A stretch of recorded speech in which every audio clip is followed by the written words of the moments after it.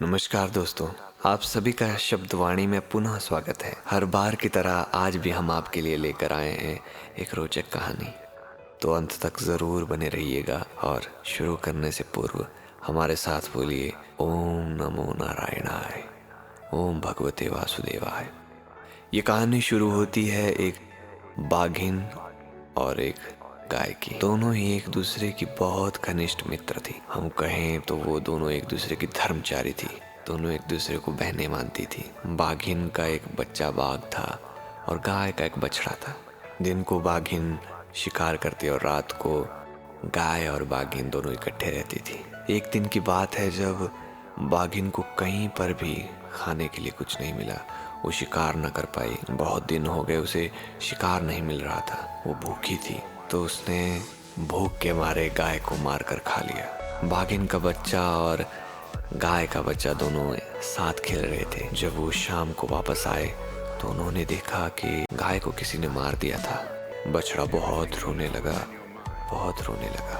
जब उस बाघिन के बच्चे ने देखा कि इस गाय को तो मेरी माँ ने मारा होगा, क्योंकि वो जानता था कि ऐसे और कोई नहीं मार सकता मेरी माँ के अलावा, तो उसने उस वक्त कुछ नहीं कहा। वो अपनी माँ के पास गया और उसने पूछा कि क्या आपने मासी को मारा है? तो बाघिन मना करती कि नहीं, मैंने नहीं मारा है। बच्चे ने कहा कि हाँ, मैं जानता हूँ आपने ही मारा है, लेकिन आप मुझे भी सिखाइए कैसे मारा जाता है, मैं भी खेलना चाहता हूँ।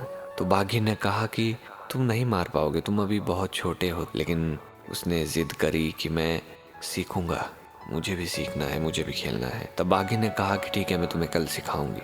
अगला दिन जब शुरू हुआ, बाघिन ने कहा कि मैं तुम्हारे बिल्कुल सामने नीचे की तरफ खड़ी रहूंगी, तुम ऊपर से भाग के आना। तुम जैसे ही भाग कर आओगे तो तुम मुझे गले से पकड़ना और नीचे फेंक देना। बच्चे ने बिल्कुल वैसा ही किया। वो ऊपर से भागता हुआ आया और उसने अपनी माँ को गले से पकड़ा और नीचे फेंक दिया, जिस कारण बाघिन की मौत हो गई। फिर वो बछड़ा वहाँ पर आया। उसने कहा कि देखो, मैंने तुम्हारी माँ का बदला ले लिया है। तुम्हारी माँ को मेरी माँ ने मारा और मैंने अपनी माँ को मारा। उस दिन के बाद दोनों में और ज़्यादा गहरी मित्रता हो गई। फिर जैसे जैसे समय बीता, दोनों बड़े होते गए। फिर बाघ ने अपने मित्र से कहा कि मैं हर वक्त तुम्हारे साथ नहीं रह सकता। तुम अपने गले में एक घंटी डाल लो कि जब भी तुम किसी खतरे में होगे तो तुम इधर उधर भागना, जिससे ये घंटी बजे और मैं तुम्हारी रक्षा के लिए आ जाऊँ। बछड़ा बार बार दौड़ता, वो घंटी बजती। बाघ आता कि क्या हुआ। बछड़ा कहता कि मैं तो बस यूं ही उछल कूद कर रहा था। बाघ कहता कि मैंने एक शिकार को छोड़ा, ऐसे हास्य करना अच्छी बात नहीं। एक दिन जंगल में 4 चांडाल आए। उन्हें बहुत भूख लगी थी। कई दिनों से उन्होंने कुछ खाया नहीं था। उन्हें वो बैल दिखा। वो काफ़ी उछल कूद करता रहा, लेकिन बाघ नहीं आया और अंततः उन चारों ने उसे मार दिया। जब उसे मारा गया तो शाम हो चुकी थी और शाम के वक्त उन्होंने उसे खाने के लिए जैसे ही आग पर रखा, वैसे ही वो बाघ वहाँ पर आया। उसने देखा कि आज तो सच में उसकी जान खतरे में थी और मैं समय पर नहीं पहुँच पाया। तो बाघ उन्हें देखता रहा। वो पेड़ के ऊपर चढ़ गया और वहाँ से देखता रहा जब चारों चांडाल उस बैल को पका रहे थे। जब वो हिस्से करने लगे तो अपने आप 4 हिस्सों की जगह 5 हिस्से हो रहे थे। उन लोगों को समझ नहीं आ रहा था कि ये क्या हो रहा है। तभी पीछे से आवाज आई कि मैं भी बैठा हूँ। तभी 5 हिस्से हो रहे हैं। तो उन चारों ने कहा कि आ जाइए, आप भी आ जाइए, हम आपका हिस्सा रखते हैं। तो उस बाघ ने कहा कि हाँ, मैं आऊँगा, आप तब तक शुरू कीजिए।